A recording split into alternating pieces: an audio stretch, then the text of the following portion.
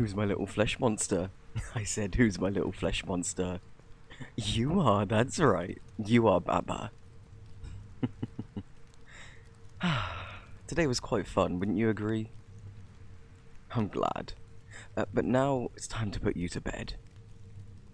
Don't look at me like that. I know you're still not used to the earlier bedtime, but according to that awful report, you need about 10 hours of sleep every night. And I'm going to make sure you reach that, even if it means that I have to cut our playtime short.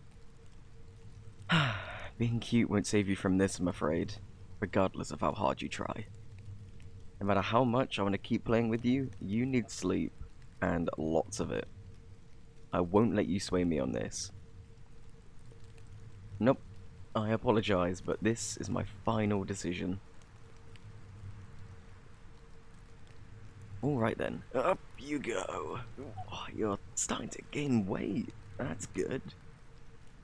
Well, not that this makes you any easier to carry, but you need nutrition. And I'm glad you're eating what you're supposed to. Plus a little extra, courtesy of your parent. I'd rather have you a bit overweight than starving, after all. Here's your bed. I just had it sanitized, so it should be perfectly clean for you. Is it comfortable enough? Don't worry, I made sure to turn down the heater so it won't be too hot.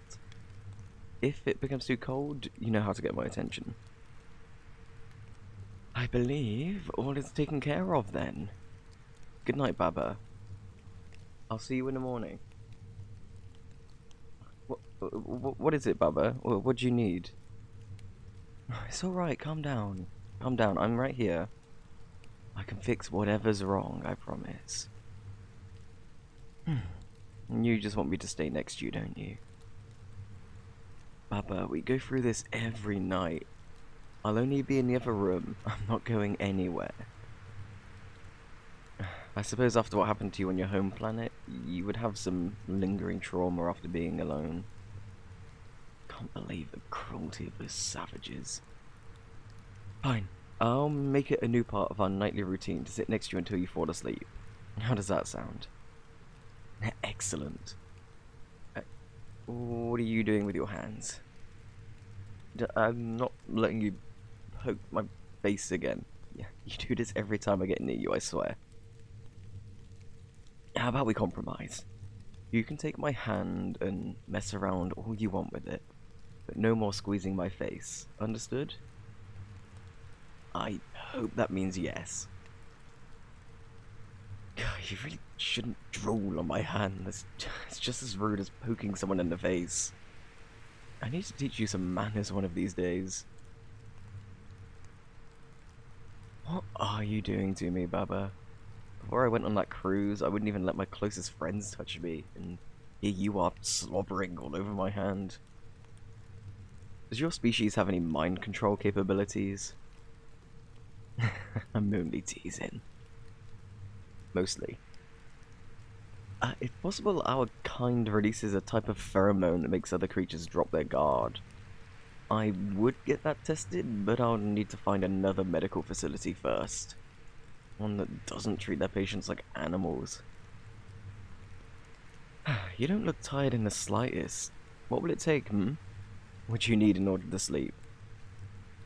Oh, how about this? Do you like that? All the little lights I'm able to shine in the dark? That's wonderful to hear. They look like little stars, don't they? Just like the stars you saw outside the window when we first flew here. It was only a few months ago, but I already feel like you've been with me forever. Say, why don't I tell you a bedtime story? Would you like that? I'll take that as a yes. This is a story my father told me when I was only a little kid. I was younger than you, but it still crosses my mind from time to time. It's titled Halashi and the Almighty Tree. Long, long ago, back when there was only one planet, there lived a being named Halashi. Nobody knows what she looked like. All we know was that she was the first ever living being. The universe consisted of her and Almighty One alone. And Halashi was happy on this planet. She loved exploring the area, skipping rocks across the river, climbing mountains, swinging through trees, and digging in the sand. But Halashi soon ran out of new places to explore, so she climbed to the top of the tallest mountain and began to pray. "Almighty One," she asked, "can you—" I suppose you don't know who Almighty One is, would you? At least where I come from, Almighty One is believed to be the creator of the universe. Don't worry though, I understand that you most likely have your own religious beliefs and practices from your home world. I wouldn't ever try to take that away from you, Baba. If you want, you can even think of this as a fictional tale. As long as you're safe, I don't mind what you believe. Now, where was I? Ah, Almighty One, she asked, can you... Shh, it's time to go sleep, Squishy One. We can discuss whatever's on your mind in the morning. Good job, there we go. Make yourself cozy. Allow your mind to drift off. Right. Almighty One, she asked, can you please give me something to connect with? I'm growing lonely, searching the empty landscape for so long.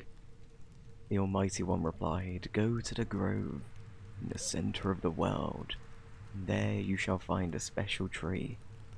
Nurture it, wait for the fruit to grow, and you will receive what you have asked. Lashy ended her prayer and rushed to the grove, a place she had been many times. When she arrived, there was a brand new sapling she had never seen before. And just as Almighty One said, she nurtured it. She watered it daily, placed fresh fertilizer around its roots, and watched it grow taller. Eventually, this tree sprouted many fruits. The fruits kept growing and growing and growing, until one day they popped. And out from those fruits dropped all sorts of animals. Zulu, Kinacha, Waki. Now that I think about it, you have no idea what these animals are, do you? I'll modify this story for you. Sometime in the future, I'll take you to see those species up close. I wonder, do you have places like that on your home planet? Places where you can view animals in various enclosures? I assume you don't then. Not to worry, that only means I get to take you on a brand new journey. I'll be looking forward to it. And out from the fruit dropped all sorts of animals. Fluffy ones, scaly ones, swimming ones, feathered ones, and everything in between. Now she jumped for joy as she finally had new beings to connect with. And as she was once again happy on this planet, she walked through the forest with the furry animals, swam in the ocean with the aquatic animals, searched the caves with the digging animals, and soared through the sky with the flying animals. But Hanashi soon ran out of new animals to play with. So she climbed to the top of the tallest mountain and began to pray. Almighty One, she asked, can you please give me someone to connect with? I've grown lonely studying these wild animals for so long. The Almighty One replied, go back to the tree in the center of the world. Nurture it, wait for the fruit to grow, and you will receive what you have asked. Anashi ended her prayer and rushed to the grove, a place she had been many times. When she arrived, the tree was still there, standing even taller than before, and just as the Almighty One said, she nurtured it. She watered it daily, placed fresh fertilizer around its roots, and watched it grow taller. This tree eventually sprouted a single fruit. That fruit kept growing and growing and growing, until one day it popped, and out from the fruit dropped another intelligent being, just like Hanashi. An intelligent being is someone like you or me. Someone smart enough to understand the rules, emphasize and coexist in society. And as she jumped for joy, as she had a new being to connect with, this being introduced himself as Pt.3, and as she was once again happy on this planet, she showed Pt.3 around all the locations she had explored and introduced him to all the animals she studied for so long. And through these experiences, the two beings fell deeply in love. But Hanashi and Pt.3 soon ran out of new things to do with each other. So they climbed to the top of the tallest mountain and began to pray. Almighty One, they asked, can you please give us a new journey to go on together? We've grown restless searching this empty landscape and studying these wild animals for so long. The Almighty One replied, go back to the tree in the center of the world. Nurture it, wait for the fruit to grow, and you will receive what you have asked. This is the last time you will need to pray for assistance. Everything else is in your hands. Shh, shh, shh. You need to sleep, Papa. This story is almost finished, and I don't think I'm creative enough to make one up. I'm not the best artist, unfortunately. Numbers are more of my forte. Now rest, little creature. It's okay, you're safe with me. Hanashi and Pt.3 ended their prayer and rushed to the grove, a place they had been many times. When they arrived, the tree was still there, standing even taller than before. And just as Almighty One said, they nurtured it. They watered it daily, placed fresh fertilizer around its roots, and watched it grow taller. This tree eventually sprouted a single fruit. A fruit kept growing and growing and growing, until one day it popped, and out from the fruit dropped another intelligent being, just like Hanashi and Pt.3.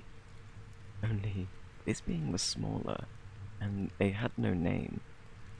This being was the world's first baby.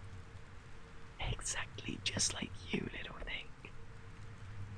Hanashi and Pt.3 named this baby Mightier, after the world they had come to know so well. They spent many years raising the child. They taught Mightier everything they know about the landscape, the animals, and each other.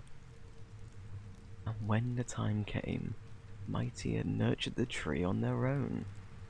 They too found exactly what they were looking for. So did their child. And his child after that, and her child after that. Eventually, there were so many beings that the planet could no longer hold them all. So Almighty One created an entire solar system for these beings to explore, study, and live in. That solar system became a galaxy, and that galaxy became a universe. And some say to this day, if you search far enough in the cosmos, you can still find the first ever planet and the almighty tree of blessings. The end. Oh, look at you. You look absolutely adorable when you sleep. Can I take my hand back now? Shh, slowly, don't wake up. Thank goodness. I was worried you'd start bawling again. You know, whether you believe the story or not, I still consider you a blessing. You may be a different looking family from the one Hanashi had, but we are still a family, and I truly believe that the Almighty One has blessed me with your very existence. I will do everything possible to cherish it. I love you, Baba. Please, have pleasant dreams for me.